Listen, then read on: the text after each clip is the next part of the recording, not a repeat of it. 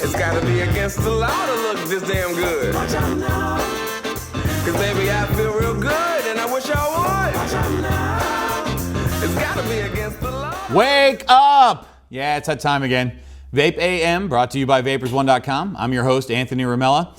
You know, guys, I would love for you to subscribe and like, but the one thing I need you to do right over here, ring that bell. I have been told by other YouTubers, if you are subscribed and you don't ring that bell, you may not get all the alerts from these shows. And after today, you're going to want to get alerts to these shows.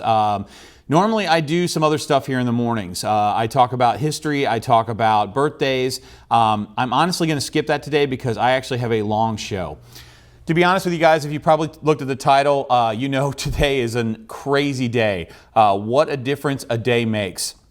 So we're going to jump right into the Wake and Vape news, but I got to tell you guys, this is a big day and you need to pay attention. So I'm going to get this stuff to you as quickly as I can. I'm going to be doing a lot of reading today because I don't want to misquote something that we need to talk about today, but there were some big changes that happened over the last couple of days. So I kind of entitled this section, Obey the Law, Break the Law, Same Thing. So basically what's going on is there have been some big changes to bottling, labeling, and the vape industry as a whole. So I'm going to read some stuff here to you just to kind of get us started this morning. So the Consumer Product Safety Commission, which is also CPSC, which is just their initials, has quietly amended guidelines for e-liquid containers. And the changes could mean that millions of bottles of e-liquid that are now on vape shop shelves and in warehouses are going to be declared non-compliant and even subject to a recall or destruction. Now, the reason for this is because of this new thing. It's called the restricted flow requirement. Basically what they did was they released this and changed a little bit of the ruling very quietly and released it only to a few. So basically the requirement now is that after the bottle is open and it's inverted, once it's being squeezed by a 5-year-old child for a 5-second period of time, no more than 2 mils of e-liquid can come out, all right?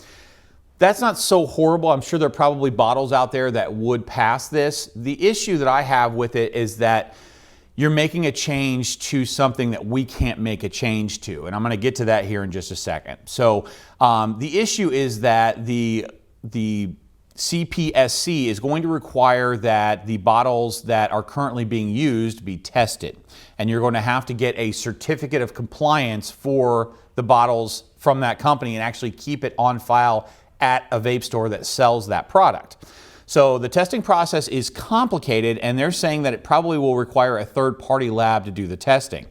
Well, that's an issue, because if this is actually something that is considered a law or something that is as strict as that through this particular, CPSC situation, that they can make these changes and not have to be voted on and not have to do those things, this is a huge problem. So on February the 20th, the recently appointed Republican commissioner of the CPSC, Peter Feldman, issued a warning via Twitter to his 97 followers. So not a huge following on Twitter as far as that goes. That non-compliant e-liquid would be subject to an immediate stop sale order. They have gone as far as asking for budget increases for support for identification and removal of hazardous products that do not comply with these special packaging requirements. All the bottles that are being currently used will have to be tested for restricted flow, and the new General Certificates of Conformity, otherwise known as a GCC, will have to be issued to manufacturers and kept on file with retailers. There are always stories that are out there, and there are currently stories circulating about them already doing inspections for vape shops. There's actually at least one case here where a vape shop owner says when the inspector came in, he demanded that all non-compliant e-liquid just be dumped on the spot.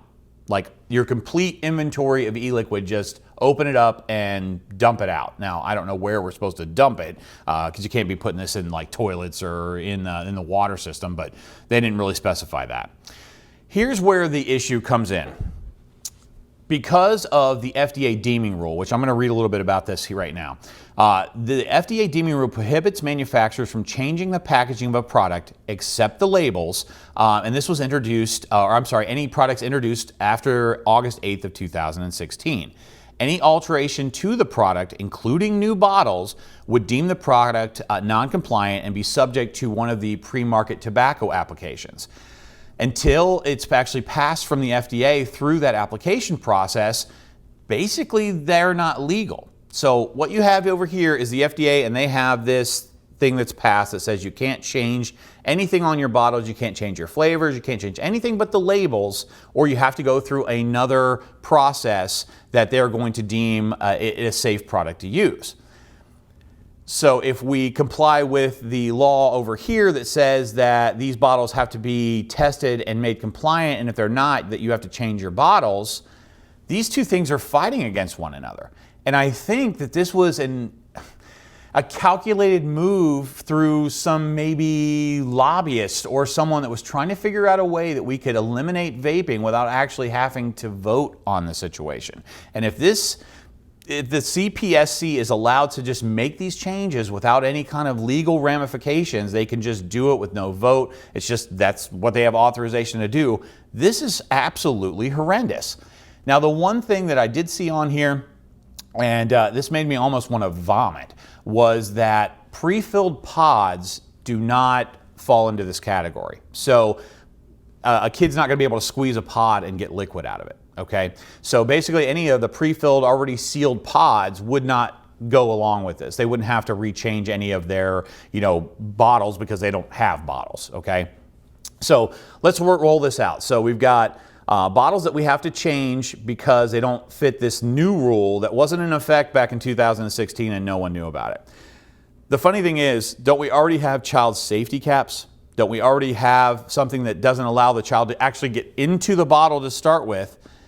And now we're doing it, so we're saying, okay, they can get into the bottle, but now we have to make sure they can't squeeze enough out to poison them or kill them. And I'm like, well, wait a minute, what's the child safety cap for? I mean, that's why we do it on pills. I mean, once you open the child safety cap on a bottle of Vicodin, you can just pour the whole thing out and you can get definitely a poisonous dose from that. So I don't really quite understand that part.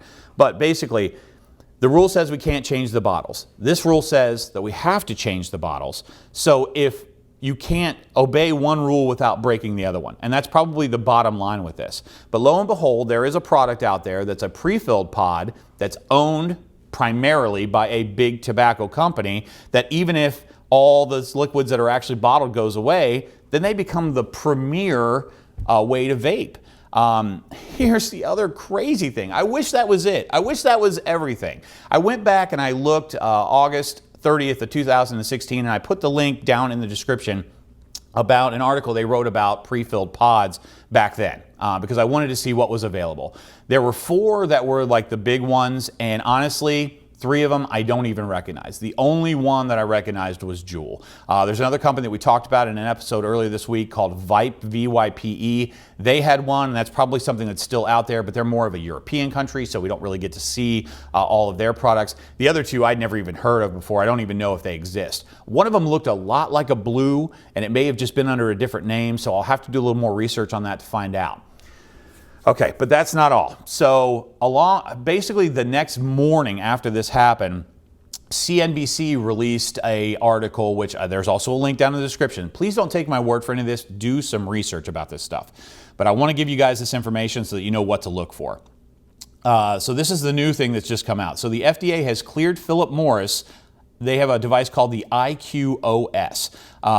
Basically what it is, it's, for lack of a better term, it's a dryer vaporizer. Basically, it's a little device that you put a cigarette into, or what they're calling these sticks, which is just a cigarette, and I'm sure they'll work with a cigarette, that actually heats the tobacco instead of combusting the tobacco.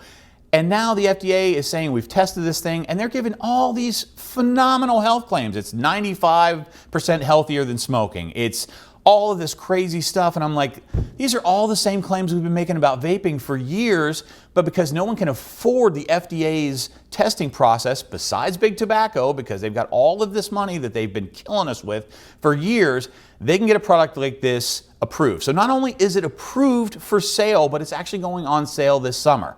So if all of this really comes down and this all happens like it could possibly happen, this could be checkmate for the vaping industry, number one. And also, we just handed everything over to the Phillip Morris Corporation through either Phillip Morris International or Altria. Either way, it's all the same company, and that's exactly what we did. So basically, your options are going to be cigarettes, they're going to be Juuls for vaping, or they're going to be this new IQOS for heating your tobacco. So if they want to get rid of flavors and end this so-called teen vaping epidemic, Juul only has like 4 actual fruity flavors. Everything else they have is like tobacco. All the government has to do is eliminate those 4 flavors, and then it's all over. It's all done. You know, I am beside myself upset about this, and I'm sorry that this is going on longer than one of my normal Vape AMs do, but I felt like this information was important to get out to you guys today. If you've got the time, I know I'm sorry, but this is just taking a little bit longer than normal. So basically, the FDA has cleared the IQOS Phillip Morris International device that heats tobacco instead of burning it. Altria will sell the IQOS in the United States with plans to first introduce in Atlanta this summer. And then Phillip Morris International actually launched this in Japan back in 2014. So it gave the FDA some time. And they took their time. I mean, they took like 2 years to let this thing go. It's just questionable about the timing. You know, these 2 things came out almost simultaneously, and I think that there was a plan involved with it. PMI, which is Phillip Morris International, is now authorized to sell this device, as well as Marlboro Heat Sticks, Marlboro Smooth Menthol Heat Sticks, and Marlboro Fresh Menthol Heat Sticks. Now, PMI actually operates overseas, so the Richmond, Virginia-based Altria will sell these products in the United States.